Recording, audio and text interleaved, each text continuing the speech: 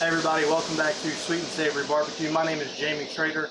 Today I'm going to be doing some spare ribs on our Rec Tec Flagship XL. I'm going to be doing them my way, how I like to eat ribs, not for competition, not for anything like that, just some good old-fashioned eating ribs. Let's get started. So the first thing we've got here is we've just got some already cut down to St. Louis spare ribs. I'll bust them out of the package. Pick these up at the local grocery store. Nothing special. You can use baby backs if you want with this recipe. Full spares, that's just going to have to adjust your cooking time a little bit. That's it. Alright, so we got them out of the package. First thing I want to do, I just want to kind of look at them. We got this piece hanging here. I'm going to knock that off.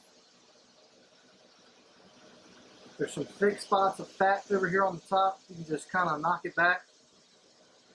These are just going to be eaten ribs, so basically you're just taking off anything that won't render. Honestly, these are looking pretty good. Got anything that you can't really get, you can just do some scoring in it. That'll help that fat render a little bit. Flip it over to the back side. See, this piece has got this flat meat here. Take that off of there. Anything hanging.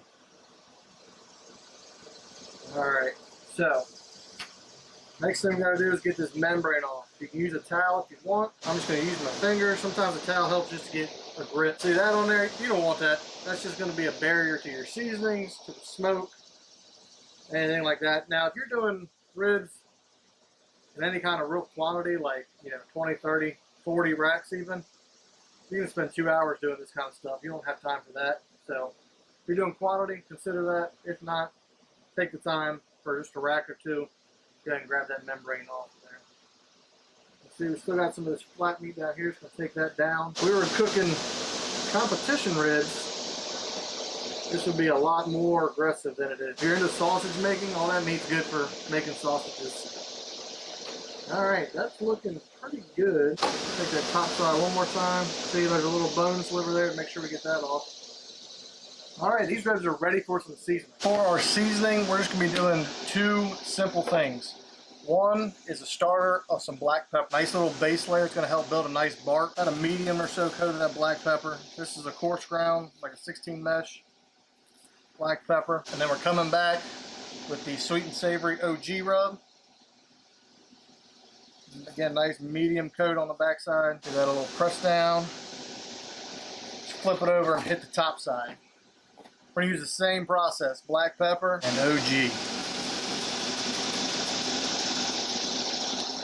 Alright, these ribs are looking pretty well seasoned to me. Let them hang out here while we get our pellet grill going. We're running a mix of maple cherry and some oak in our pellets for our Flagship XL. You just want to leave that lid open while you get it fired up. We're running it at 275 degrees. So our Rec Tec Flagship XL is up to temp, 275. I'm going to get these ribs on the grill. Put them in there just like you want them to cook.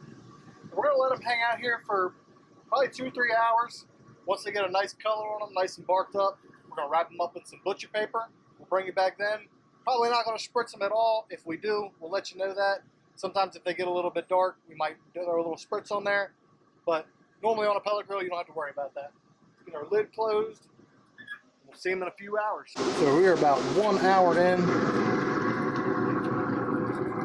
Those grills are getting some nice color on there. The bark's starting to tack up. Got a couple more hours, then we'll put some butcher paper around them. Make sure they're nice and tender. All right, we are 2 hours in. Look at the color on them ribs. Those things are looking awesome. The bark's starting to set up. You can see I can rub it and it's really not coming off. They're almost ready to get to that wrapping stage. Our ribs have been on for 2.5 hours. I think they're about ready to get them wrapped up. I'm really liking the color. The rub is set. It's time to get these wrapped up in some butcher paper. Check out those ribs. Bottom side still looking nice and pretty. We're starting to get some pullback there. Not going to take too much longer. They'll be done. Let's get them wrapped up in our butcher paper. This is going to help preserve the bark that we worked really hard to do. See a little fold here. And fold them over one more time there. Do the same kind of thing on this side. Flip them over. That way they're meat side down. Get them back out on that Rec Tec. to get them finished up. All right, so our ribs have been wrapped only for about 20 minutes, but I want to come in here and just take a peek at them, see where they're at. They're feeling nice and soft. Get my trusty thermopin.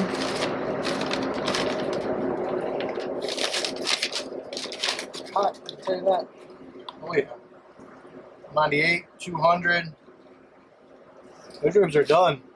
So what I'm going to do now that they're off is get them just on the counter and let them rest for about 20 minutes. Then we'll get our rib glaze on there. We'll dive on in. All right, our ribs have rested. We're going to get them out of this butcher paper. Man, look at them. They don't even have a glaze on them yet. I can eat them just like that. A little bit on the backside, not a lot. I'll leave the recipe for this glaze up on the screen, plus down in the description. For the backside, I don't go crazy. I just want a little bit of a glaze there. I'm not going crazy on it either way. It's not going to be heavily sauced by any means. That's all the backside needs. All right, let's get that top glistening. Whew. Man, they look so good. I can't wait. That excess off of there, get the edges. Check that out. That is a slab of eaten ribs. Backyard style, not competition. Simple trim, simple seasoning. Gonna be delicious. All right, it's time to get these ribs sliced up. Come down here on the end. Cutting through just like butter. You know they're gonna be nice and tender when they do that. Knife is just falling right through. Get them flipped on over. Got a little hanger there. Cut right through that. Let's get one right out of the middle here. It is packed full of juice. Let's give it a bite.